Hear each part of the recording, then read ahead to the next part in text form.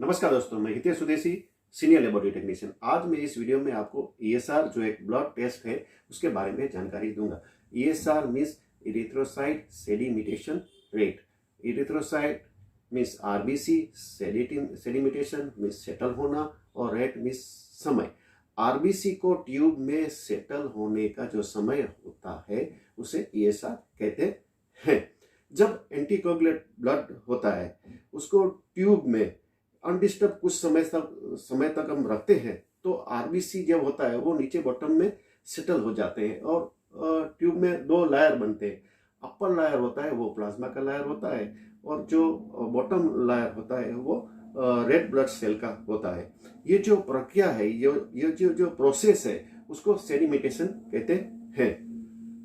अगर जो हम ये सेडिमेटेशन है, ये सेडिमेटेशन कि ये जो प्रक्रिया है उस कौन से टाइम पे अगर होती है, ये अगर जो हम मेजर कर सकते हैं तो हमको वैल्यूएबल इंफॉर्मेशन मिल सकती है, क्योंकि जो ये सेडिमेटेशन रेट है वो वेरियस फैक्टर उसको इन्फ्लुएंस करते हैं।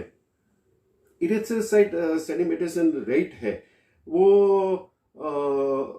जो फैक्टर पे अफेक्ट करता है उसमें है प्रो सेडिमेटिंग फैक्टर जैसे कि फाइब्रिनोजन।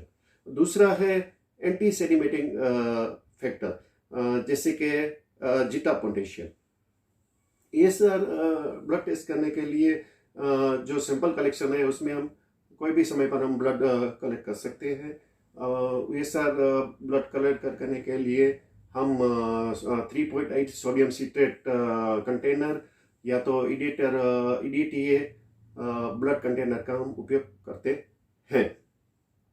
ये सर टेस्ट करने के लिए जो लैब मेथड है उसमें एक ओल्ड मेथड है, वो है माइक्रो ईएसआर मेथड, जिसमें कैपिलरी जो ट्यूब होती है और सेंट्रीफ्यूज होता है उससे हम ईएसआर का एस्टिमेशन करके कर सकते हैं।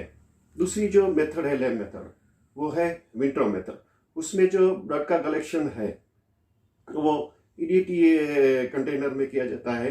बाद में 100 mm विंट्रोप ट्यूब होती है, उसमें पार्शियल पिपेट से ब्लड भर के 1 आवर्स तक हम स्टेन में उसको रख के ईएसआर की वैल्यू या रिजल्ट हम जान सकते हैं। तीसरी जो मेथड है वो है वेस्टर्न ग्रीन मेथड। ये मेथड मोस्ट कॉमनली लैब में यूज की जाती है। उसमें जो ब्लड का कलेक्शन है वो 3.8 सोडियम सिट्रेट जो एंटीकोगुलेंट होता है वो कंटेनर में कलेक्ट किया जाता है। बाद में 200 mm लॉन्ग लेंथ वाली वेस्टर्न ग्रीन मेथड और 2.55 mm डायमीटर वाली वेस्टर्न ग्रीन जो मेथड है, जो ट्यूब है, उसमें ब्लड को भर के उसमें जो रेशियो है वो 4:1 रेशियो से हम ब्लड और एंटीबॉडी का जो रेशियो होता है वो 4:1 होता है। उसमें वो ट्यूब में हम ये ब्लड भर के बाद में 1 आवर्स तक हम स्टेन में रख के ईएसआर के वैल्यू हम बाद में हम जान सकते हैं। अभी जो नई एडवांस मेथड है उसमें सेमी ऑटोमेटेड मशीन या ऑटोमेटेड मशीन से भी हम ईएसआर का एस्टिमेशन कर सकते हैं। इसमें हमको ईएसआर की जो वैल्यू है उसमें हमको 1 आवर्स तक हमको वेट करने की ज़रूरत नहीं है, हम उसका रिजल्ट हम क्विकली हमको मिल सकता है। ईएसआर टेस्ट है उससे हमें क्या जानकारी मिलती है? ईएसआर टेस्ट है वो एक नॉन स्पेसिफिक टेस्ट है, उसमें कोई भी स्पेसिफिक डिसीज की हमको जानकारी नहीं मिलती है। लेकिन पेशेंट के शरीर में कोई भी इन्फ्लामेशन, अगर जो इन्फेक्शन होता है तभी ये ईएसआर की वैल्यू हाई होती है।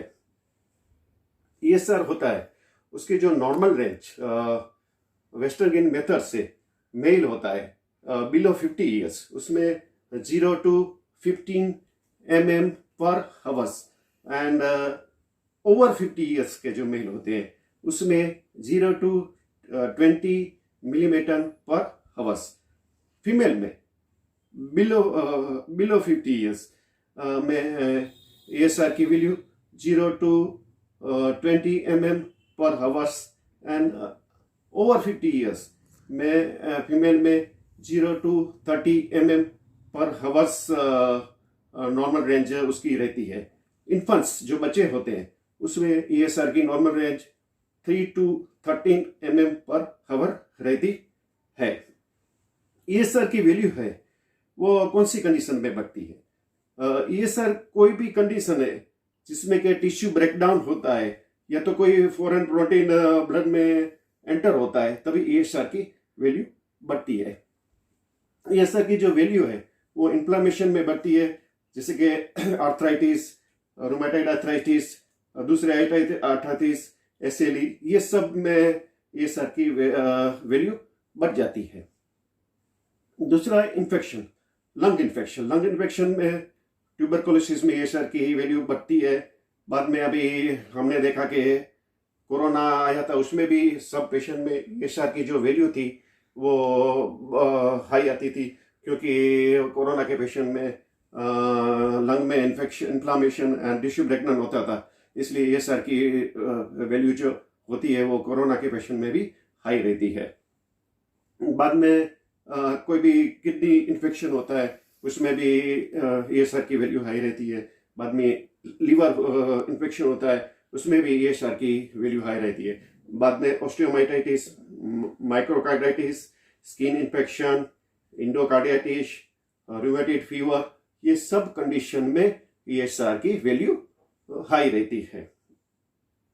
बाद में जो मैक्रोसाइटिक एनीमिया होता है उसमें ASR की वैल्यू हाई रहती है।